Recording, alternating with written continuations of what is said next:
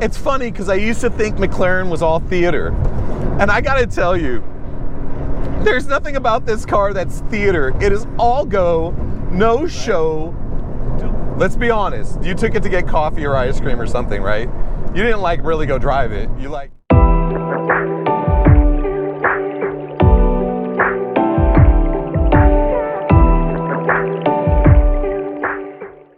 Hi, my name is Jason Woods and welcome Chasing the Apex. So enough show, let's go drive some twisty bit of road. So let's talk specs because I know you guys like specs. It's about 592 horsepower, give or take, right? And the funny thing about the 12C is it's a little over 3,000 pounds, which is stupid light. I mean, in a straight line, you can kind of feel it tram. I mean, I really want both hands on the steering wheel, and I love the way the steering wheel is shaped. Very little input goes a very long way in this car.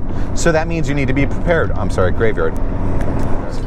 So as I warm her up, it's about 66 degrees. Honestly, I want to get those tires put with a little bit of heat, right? So I'm running Pirelli Zeros right now. So I want some heat to them. You know what I mean? They're very sticky bits, but without heat, they can slide around a little bit. And the last thing I want to do is slide around in a car that I'm unfamiliar with. So here we go. So the paddle shifters are really, really good. I mean, I got nothing. You can feel the Formula One technology going on here. You know, as I start to warm her up and put her through her first turns, you know what I mean? I can feel that. The power is there. This would be intimidating. So if you're doing like 30 miles an hour in this car and you're trying to cruise it down the boulevard, yeah, I get it. I get why a reviewer wouldn't like it. But if you want to drop a gear and toss her into a corner, it holds, it stays. It's like, I don't know what McLaren does. It's like some kind of voodoo. You know, they somehow read your mind as a driver. It's really strange. Whoa, whoa, whoa, you know, whoa, whoa, whoa, whoa, whoa, whoa, whoa, whoa. Through and way deeper than I expected to be able to do there. And the drive to the next corner is, I don't know, supersonic. That's really something. Normally, I would not be putting a car in this late in a turn. And we're talking about very little brake because it's got the carbon ceramics. So the carbon ceramics with the active aero really does something special here for the driver because you can put it in later and hit that late apex even faster and even harder, which allows you to push the next turn. But that's not what we're gonna try and focus on. What we're gonna focus on is carrying the momentum through the turns and just seeing how she dances. So very little feedback to the throttle and brake. A lot of drivers make that mistake. What they wanna do is it's all throttle or all brake. That's not how this should be driven. That's not how any car should be driven on a twisted bit of road. You want to carry that momentum from turn to turn. And if you're used to watching me drive, you'll note that I have both hands on the steering wheel. And there's a reason for that.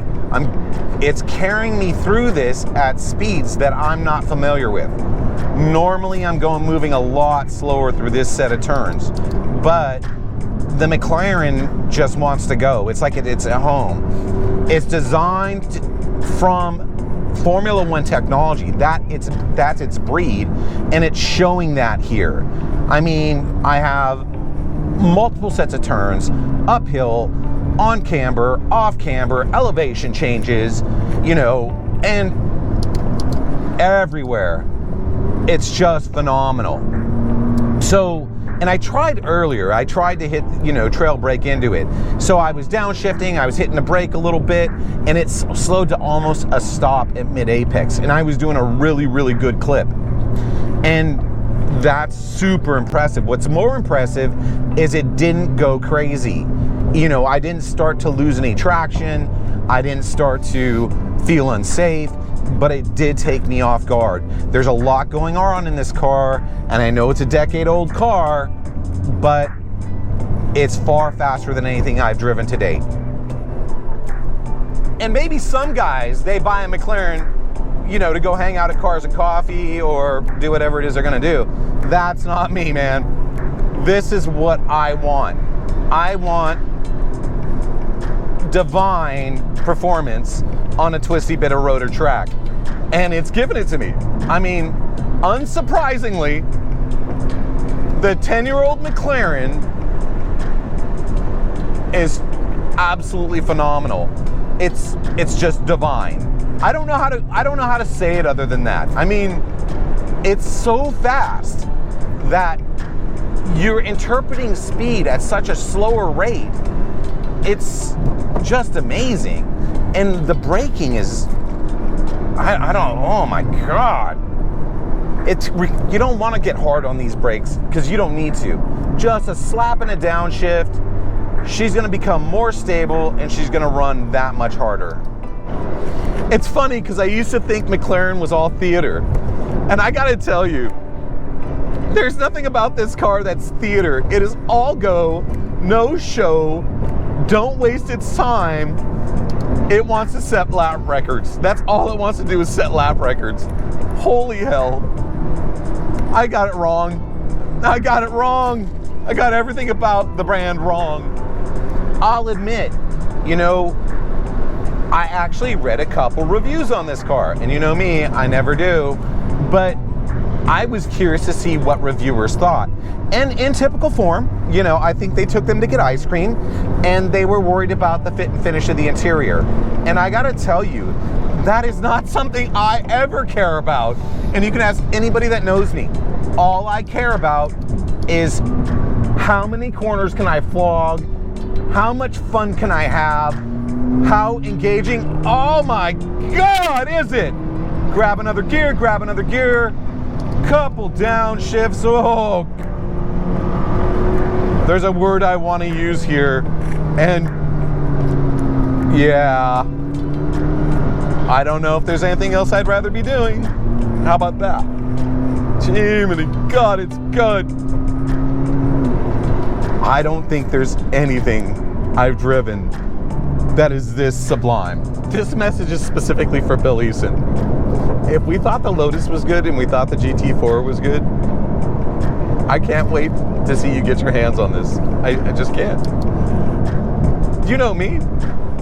I'm out in our playground and I'm telling you, brother, you'll see. You'll see. She's beautiful. She's elegant. She's powerful. She's dynamic. She's everything you would want and more.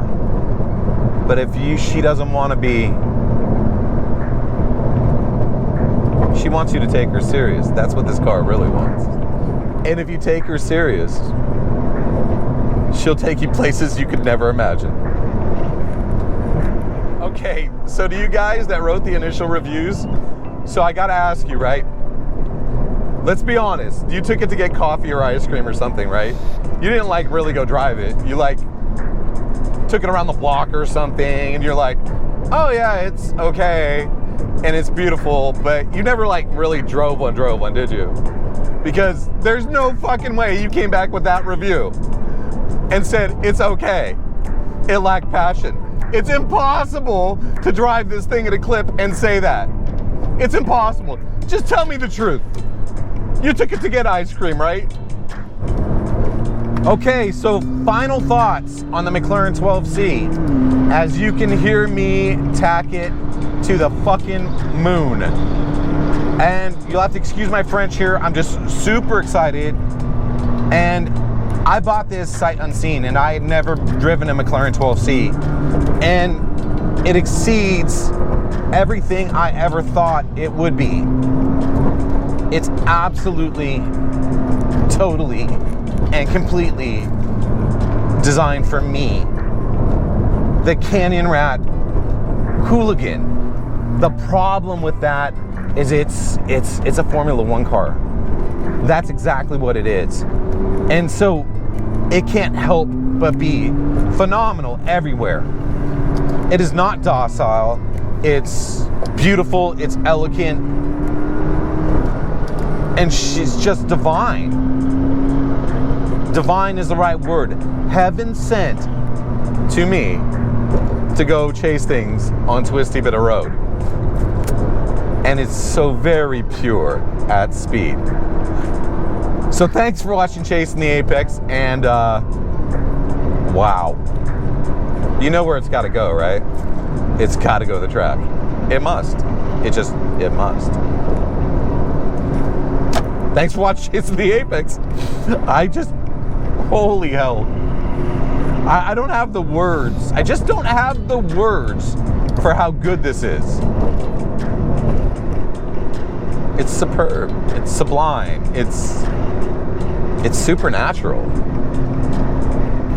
It's a 10-year-old supercar, and it's the best goddamn thing I've ever driven. So thanks for watching Chasing the Apex, and we'll see you next week.